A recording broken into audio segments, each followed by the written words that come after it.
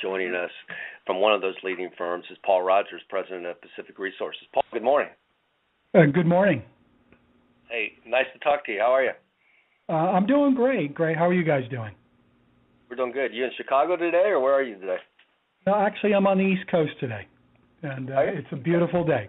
So, and happy to be on the call. So I can't help ask this first. I'm sorry, but it's glaring at me that Pacific Resources has you based in Chicago. Help me understand the geography on that one. Correct. My wife would argue I spend more time in Chicago than on the East Coast, but my job is to travel and meet with clients all around the country. So, but I do reside. Pacific,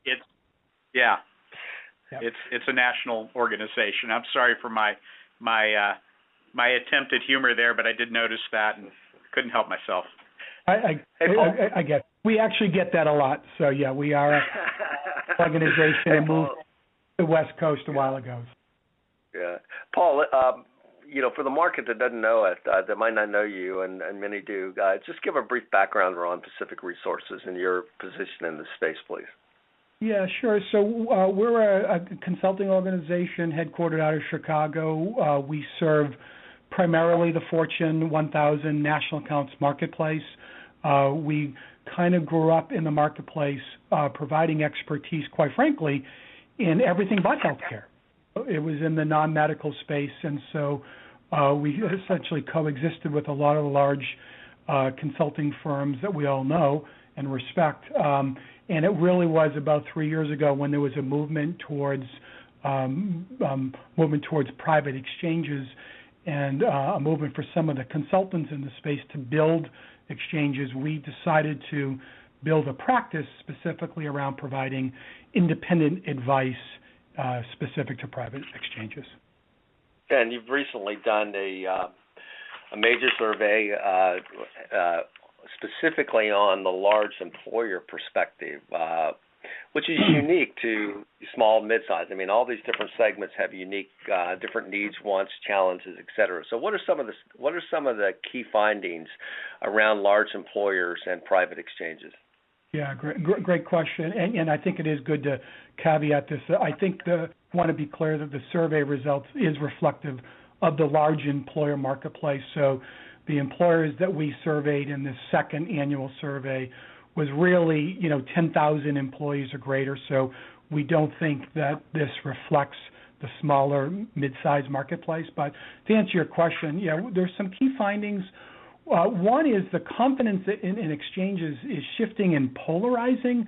I mean, I think the good news is that when we surveyed the large employers, 96% of them had either an excellent or good understanding of what an exchange is, and that's good news for everyone. So the knowledge base is strong. About 2/3 of them have been marketed by about 3 or more private exchanges. So that's great, but when we dug a little bit deeper, we noticed that when we compared 2014 and 2015's results, there was some movement from on the very confident side. So in 2014, only 5.7% of respondents were very confident, and that increased to just over 11% in 2015.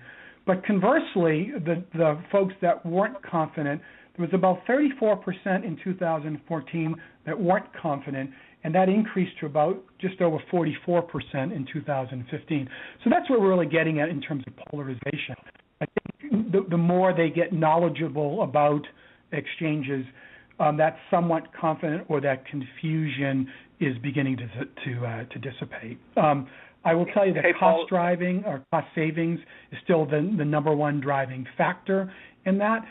One of the surprising, I thought, good news results from the survey was, in the past, large employers have been self-insured for decades, but there is an opening now, or an openness for large employers to explore different funding methods.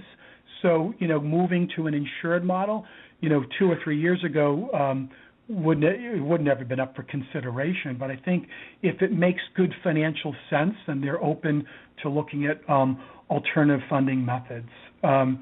The other thing that we're seeing, even though the knowledge base is there, there doesn't seem to be a rush to move towards private exchange. Again, this is just in the large employer marketplace.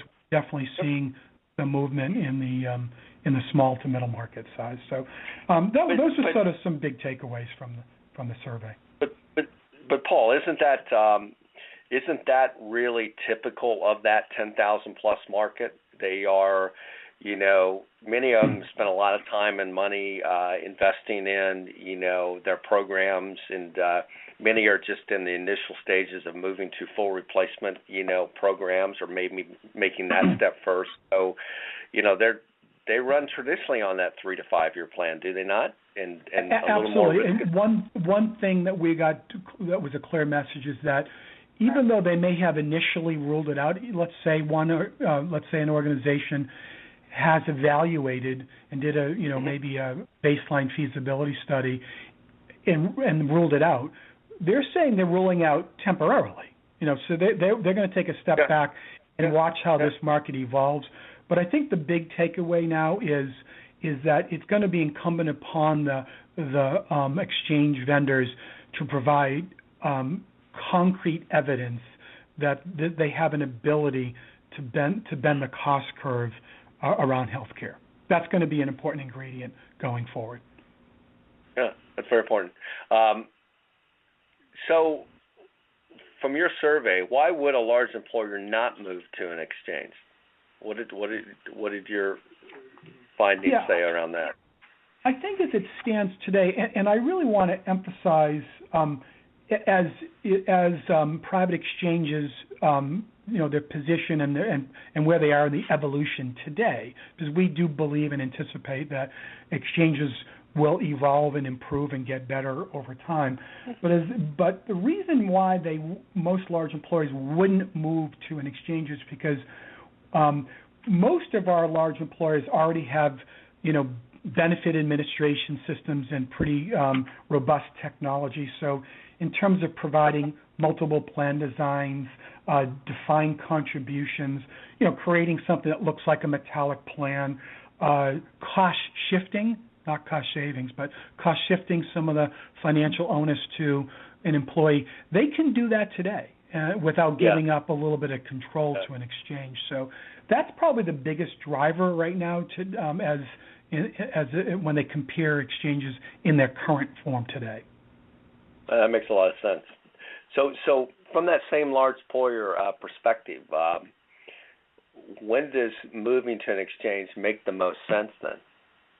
Yeah, I mean, I think after they kind of do a thorough evaluation, if they're starting to see, improved, enhancements in administration and technology, increased plan design availability, I do believe when exchanges, and this won't be all exchanges, but there'll be certain exchanges that will hit a critical mass, a certain tipping point, if you will, where they can actually drive behaviors in the marketplace. And they might be able to leverage scale that large employers can't get in the marketplace today. And you had mentioned disruptive behavior. That would be disruptive if they can drive costs down. If I think the big one, and getting back to what I was saying before, if they can thoroughly demonstrate an ability to actively manage medical trend on a sustainable basis more effectively than how an employer is doing that today, then an employer will have to evaluate and most likely implement an exchange. What role does competitive pressure have? Meaning, in a segment that an employer operates in, or does it not? Can you elaborate on that question, or maybe rephrase? Yeah. In other words, if I'm, I mean, we've heard enough about retail and restaurants, but let's take media. I mean, you see Time Inc. go there. I mean, so what role does, hey, my competitor has moved that way, so should I take a more serious look at moving my workforce there as well?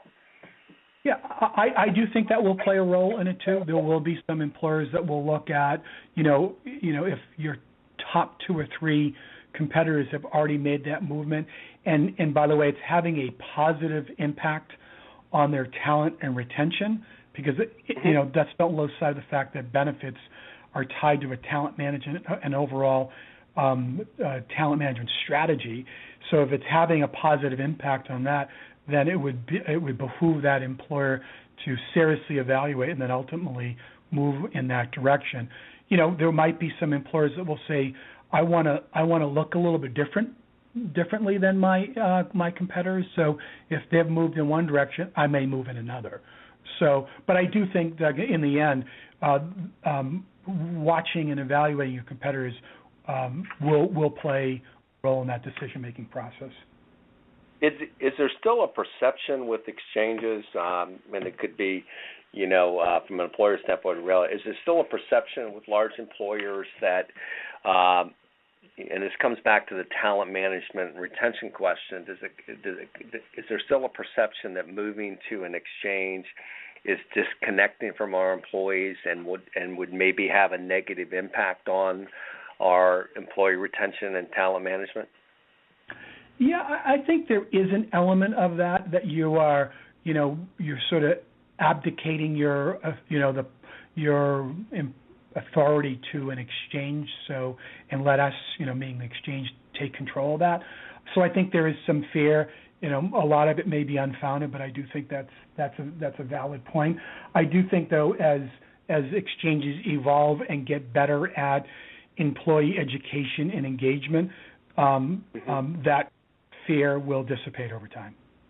And there's also, and I think that's well said. So the onus is really on the exchanges out there to, continue to mature and get better at what they do. From a technology needs to mature. I'm sure there's some large employers who say, hey, the technology infrastructure just isn't there to handle our population yet.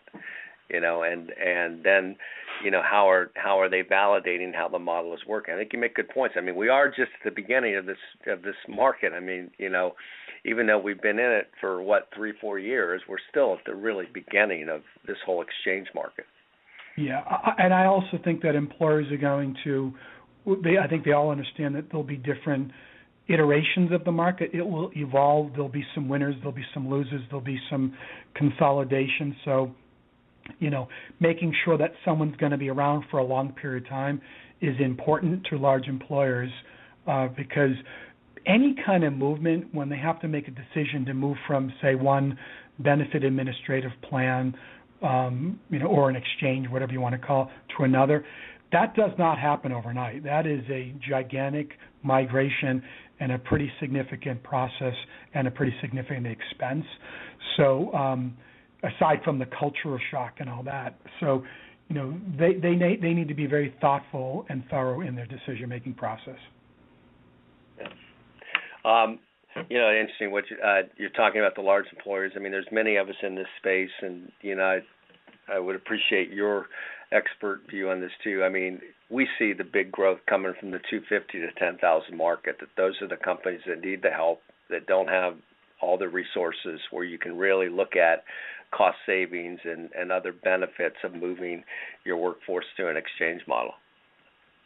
Yeah, and again, this is just my personal opinion because we don't consult in the smaller case market, but just as a casual observer, we actually do see a value proposition in that 100, 200, and quite frankly, even the 50 or 10, where not only do you not have the resources internally, that person, whoever is dedicated to benefits, chances are is doing some other function within the employer, and doesn't have the ben admin, the technology, and for an exchange to say, we're going to just bolt ourselves onto your payroll system, and all this is connected and consolidated.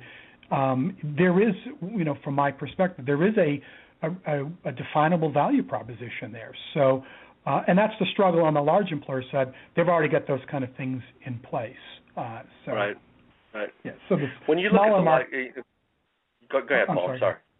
Yeah, the smaller market, I think the whole idea of just a shopping experience is appealing.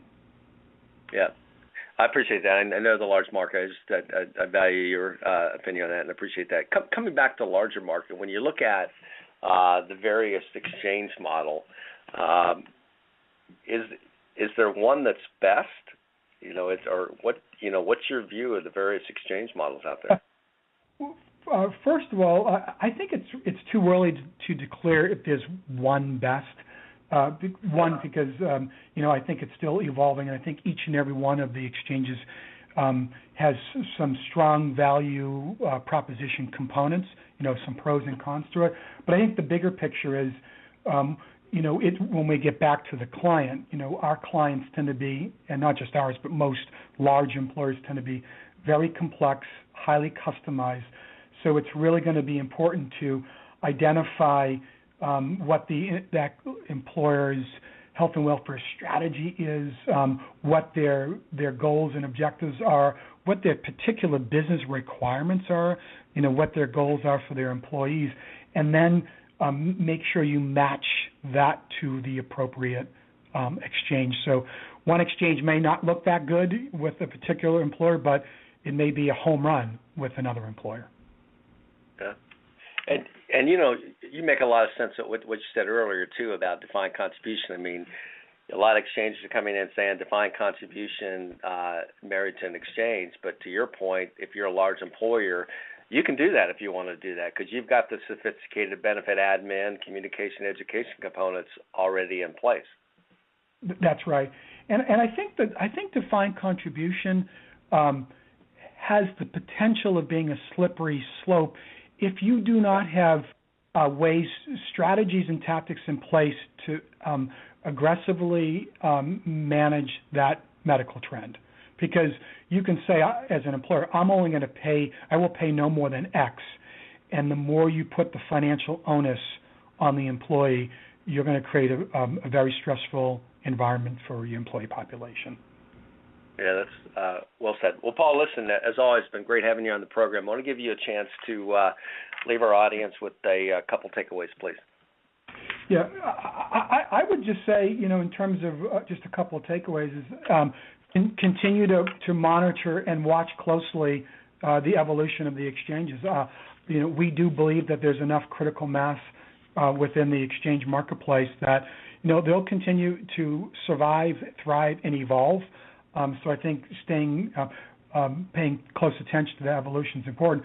I do think that it's incumbent upon the exchange vendor marketplace to now certainly be more transparent, and more importantly, though, push case studies out to independent advisors like us. Start providing evidence so we can take this to our employers, saying, "Hey, guess what? It's actually working. They're actually having an impact in a positive way on it." So I think it's going to be they're in a prove it to me stage right now, and so they should be moving quickly to surface and tease out evidence to prove it to the marketplace that they're sustainable in the long term. That's well said, Paul, and I really appreciate you joining us today. And to our audience, come hear Paul as well, and some of the other consultants on our opening general session in Baltimore, and we look forward to seeing you there shortly, Paul. So great, thanks, guys. Appreciate the time. Yeah, have a great weekend. Take care. Take care. Bye-bye.